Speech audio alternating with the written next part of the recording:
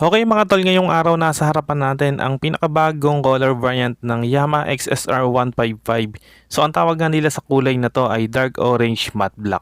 And available nga ito mga tol dito sa Royce Yamaha Rev Zone, Cabanatuan City. Kaya kung interested buyer ka, so kung taga Cabanatuan City ka lang, so pwede mo i-PM sa Facebook page natin. So ayan, ipa-flash ko sa screen.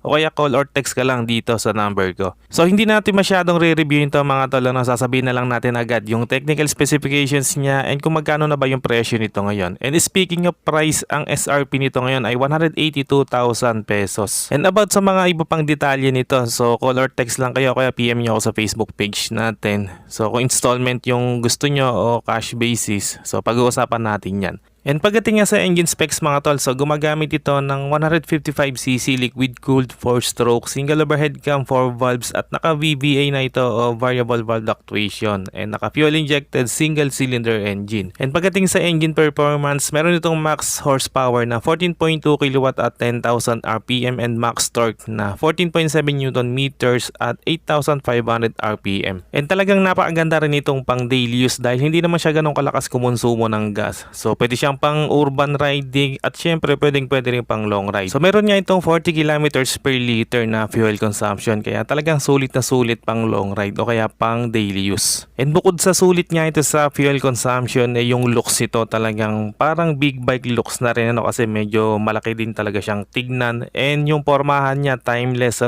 so classic yung design niya. And bukod nga mga tol sa fuel efficiency nito, so meron itong 10 liters fuel tank capacity. So napakadami nating pwedeng ikarga na gas dito. So sa isang full tank talagang malayo na yung mararating mo dito. And pagdating nga pala mga tol sa transmission nito, so meron itong 6-speed manual transmission. At equip ito ng assistant sleeper clutch para sa mas magandang gear shifting, lalo na sa mga downshift. And pagdating naman mga tol sa mga ilaw, so sa headlight naka-rounded shape tayo dito with LED na yung ginamit. Tapos sa mga turn signal bulb type pa rin yung ginamit. So talagang napakaganda mga tol, round shape yung headlight natin, very classic ng design. And ganon din dito sa taillight natin. So LED na rin yung ginamit dito except sa mga turn signals. And sa meter panel naman, rounded shape din, very classic ng design. So naka full digital instrument panel na tayo dito. So dito natin makikita yung mga info ng XSR 155 and madali lang siyang mabasa dahil malalaki naman yung number dito. So meron siyang speedometer, odometer, gear indicator, yung fuel gauge niya, etc. So pagdating naman sa mga suspension mga tol, syempre sa front suspension natin naka-inverted fork na tayo dito para mas astig at talagang mas maganda yung handling kapag ganito yung suspension. And sa gulong naman naka-dual purpose tire na tayo and sa harap mayroon itong sukat na 110/70 rim 17 and tubeless na yung ginamit. And sa brakes naman naka-disc brake tayo dito with dual piston caliper. And sa likod naman dual purpose tire din syempre.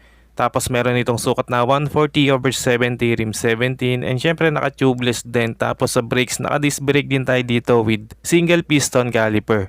And of course sa suspension naka-monoshock tayo dito kaya talaga napakalinis lang tignan dito sa bandang likod. So ipakita ko na rin mga tol itong upuan niya. So naka-heritage seats siya. So talagang napaka-classic din ng datingan. So meron siyang parang gilit-gilit. So ganyan kasi yung design ng mga classic seat na mga motor. Kaya talagang napakaangas din ng datingan.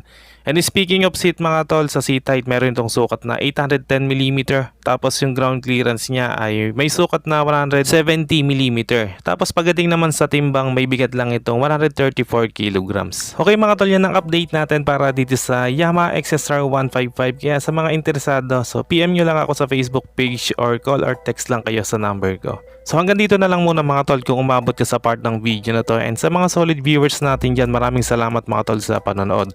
And kung bago ka lang sa channel na to, huwag kalimutang mag-subscribe at paki-on na rin ang notification bell para ma-notify ka pag may bago tayong upload. And meron din tayong Facebook page. Paki-like and follow na rin. Maraming salamat mga tol. Always ride safe and God bless.